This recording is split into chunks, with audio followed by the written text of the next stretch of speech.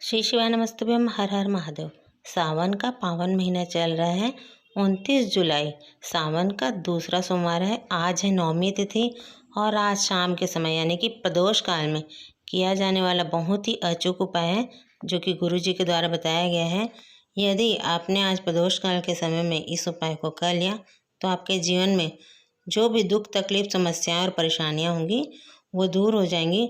गुरु जी ने कहा है कि श्रावण मास की नवमी तिथि का अचूक उपाय है, इसलिए आज शाम के समय यानी 5 बजे से लेकर 7 बजे तक आप लोगों को इस उपाय को ज़रूर कर लेना है। देखिए, यदि आपके घर में धन लक्ष्मी की कमी है, सुख समृद्धि की कमी है, लड़ाई झगड़े बहुत होते हैं, नौकरी नहीं लगती है, किसी का विवाह नहीं हो पा रहा है, रोग है, कर्ज है, बीमारियां यानी आपके घर में बहुत ज़्यादा परेशानियां हैं, तो आज सावन का दूसरा सोमवार और नवमी तिथि के दिन एक बहुत ही अचूक उपाय है। इस उपाय को आप लोग जरूर कीजिएगा, लाभ अवश्य मिलेगा। देखिए, इसके लिए आपको करना क्या है। इसके लिए आपको मात्र जो सामग्री लेनी है वो है दुर्वा घास। जी हाँ, दुर्वा यानी दूब घास आती है जो कि गणेश जी के ऊपर चढ़ाई जाती है। वो दुर्वा घास आपको लेनी है और कितनी मात्रा में लेनी है, कितनी संख्या होनी चाहिए वो भी आप लोग ध्यान से सुन लीजिए। देखिए, जो दुर्वा घास आप लोग तोड़ेंगे तो उसकी संख्या होनी चाहिए 7 यानी कि 7 दुर्वा घास आपको तोड़ लेनी है। और जो दुर्वा घास है उसके बाद उसको धो लेना है। धोने के बाद अब आपको शिव जी के मंदिर शिवालय में पहुंच जाना है और पहुंचने के बाद अब आगे आप लोगों को इस उपाय को कैसे करना है आप लोग ध्यान से सुनिए।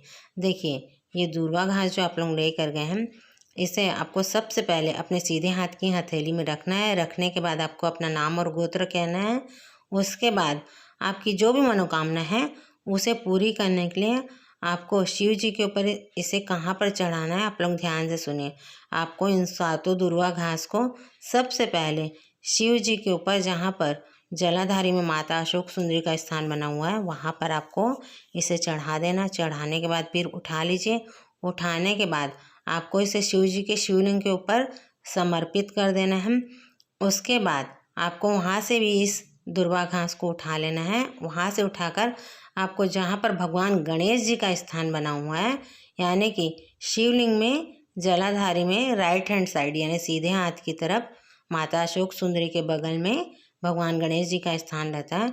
वहाँ पर आपको इस दुर्वा घास को छुआ देना है। छुआने के बाद अब हाटकेश्वर महादेव का आपको नाम लेना है और लेकर इस दुर्वा घास को आपको अपने घर में लेकर आ जाना है। लाकर आपको अपने पूजा करने के स्थान पर इस दुर्वा घास को रख देना है। इसे धूप दीप दिखा देना। उसके बाद इसे लाल कपड़े में बांध कर रख देना है। इस उपाय को आप कर लेंगे तो आपकी जो भी मनोकामना है वो पूर्ण हो जाएगी। अगर घर में धन रुपये पैसे की कमी है तो वो भी दूर हो जाएगी। रोग कर्ज बीमारी है तो वो भी दूर होंगे। और यदि आपकी नौकरी या विवाह नहीं हो पा रहे हैं तो वो भी लग जाएगा। लेकिन नवमी तिथि, वो भी सावन की नवमी तिथि के दिन किया जाने वाला अचूक उपाय है। तो आज शाम के समय आप लोग इस अचूक उपाय को जरूर करें। और जो विशेष नाम है शिव जी का उस नाम को आप लोग याद रखें। वो नाम है हाटकेश्वर महादेव। जी हाँ दोस्तों, अब चलिए बात करते हैं दूसरे उपाय की। दूसरा उपाय भी जो है वो भी ऐसा उपाय है जिसे आपने कर लिया तो आपके जो भी रुके और अटके हुए कार्य हैं वो पूर्ण हो जाएंगे। देखिए, गुरु जी कहते हैं कि यदि आपने दुनिया के सामने हाथ पैर जोड़ लिए, लोगों से बहुत प्रार्थना कर ली, गिड़गिड़ा ली कि हमारे ये कार्य नहीं हो पा रहा है, इसे करवा दीजिए, इस कार्य को पूरा करवा दीजिए, लेकिन आपका वो कार्य बन ही नहीं रहा है, तो ऐसे में आपको आज प्रदोष काल में एक उपाय जरूर करना है। तो इसके लिए आपको करना क्या है सुनिए। देखिए, आपको लेना है एक दीपक। दीपक मिट्टी का होना चाहिए। अगर मिट्टी का दीपक नहीं है तो आप आटे का दीपक भी बना सकते हैं। अब आपको इसमें एक गोल बत्ती रख देनी है और गाय का शुद्ध घी डाल देना है। अब आपको इस दीपक में थोड़ी सी काली तिल भी डाल देनी है। आप साथ में एक माचिस ले लीजिए और आपको शिव जी के मंदिर शिवालय में पहुंच जाना है। देखिए, ये उपाय जो है ये भी आपको शाम के समय ही करना है यानी कि 5 से 7 बजे तक ही आप लोग इस उपाय को कर सकते हैं। अब जब आप लोग शिव जी के मंदिर में पहुंच जाएंगे उसके बाद आपको शिव जी के मंदिर के अंदर इस दीपक को नहीं जलाना है। शिव जी के मंदिर के बाहर इस दीपक को जलाना है यानी कि उनके मंदिर की चौखट पर इस दीपक को जलाकर आरती नहीं करनी है। आप लोग विशेष ध्यान दीजिएगा कि आपको इस दीपक से शिव जी की आरती नहीं उतारनी है।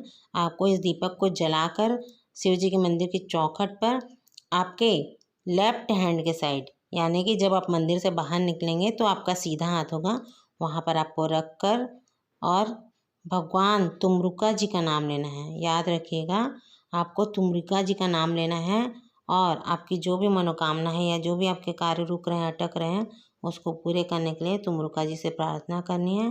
करने के बाद आपको अपने घर वापस आ जाना है। आप देखेंगे कि आपके जो भी कार्य रुक रहे हैं या अटक रहे हैं, वो तुमरुका जी के आशीर्वाद से ज़रूर पूर्ण हो जाएंगे। देखिए, सावन का महीना चल रहा है, नवमी तिथि है और सोमवार का दिन है, तो आज शाम के समय आप लोग इस अचूक उपाय को जरूर कीजिए।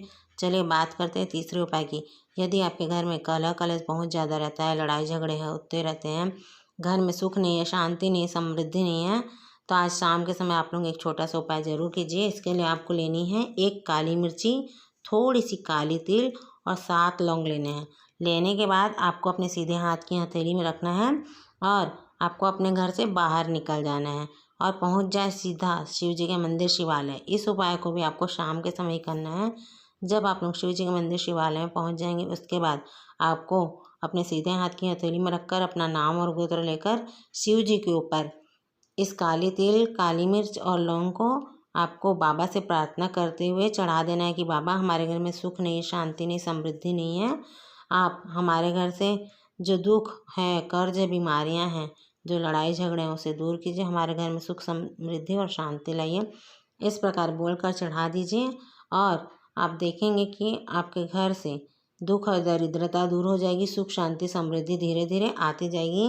गुरु जी कहते हैं कि यदि आप लोग शिव जी के ऊपर इस उपाय को नहीं कर सकते, तो आप लोग इस उपाय को शिव मंदिर की चौखट पर भी कर सकते हैं, लेकिन आपको करना जरूर है। यदि आप लोग शिव जी के ऊपर ये सामग्री नहीं चढ़ा सकते, तो आपको शिव जी के मंदिर की चौखट के ऊपर इस सामग्री को चढ़ा करके अपना नाम गोत्र कहकर बाबा से प्रार्थना करके अपने घर वापस हो जाना है। इस उपाय को भी कर लेंगे तो बहुत ही अचूक और बहुत अच्छा उपाय है सुख शांति समृद्धि लाने का। कलह कलेश दूर होंगे और माता लक्ष्मी का आपके घर में वास हो जाएगा। चलिए बात करते हैं चौथे उपाय की। देखिए, सोमवार का दिन है और गुरु जी कहते हैं कि सोमवार के दिन आपको शाम के समय 2 दीपक का उपाय जरूर करना चाहिए। तो 2 दीपक आपको कहाँ कहाँ लगाने हैं? देखिए, 2 दीपक मिट्टी के होने चाहिए, मिट्टी के नहीं तो आटे के बना लें। बनाने के बाद उसमें आपको दोनों में गोल बत्ती डाल देनी है, गाय का शुद्ध घी डाल देना है और साथ में माचिस लेकर आप घर से बाहर चले जाएं। सबसे पहला दीपक आपको बेलपत्र के पेड़ के नीचे लगाना है, जला कर रख दें, आरती नहीं उतारना है, बस जला कर रख दें। माता लक्ष्मी कुबेर भंडारी से प्रार्थना करें। गुरु जी कहते हैं कि सोमवार के दिन और शुक्रवार के दिन माता लक्ष्मी का और वैसे भी सभी देवी देवताओं को वास बेलपत्र के पेड़ में होता है, तो इस दीपक को आप लोग जला कर रख दें और अपने घर से जो धन की कमी है उसे दूर करने की प्रार्थना करके आ जाएं। ऐसा करेंगे तो आपके घर में धन धीरे धीरे बढ़ता जाएगा। अब दूसरा दीपक लेकर आपको शिव जी के मंदिर शिवालय में चले जाना है। वहाँ पर भी शिव जी के सामने आपको इस दीपक को जला कर रख देना है।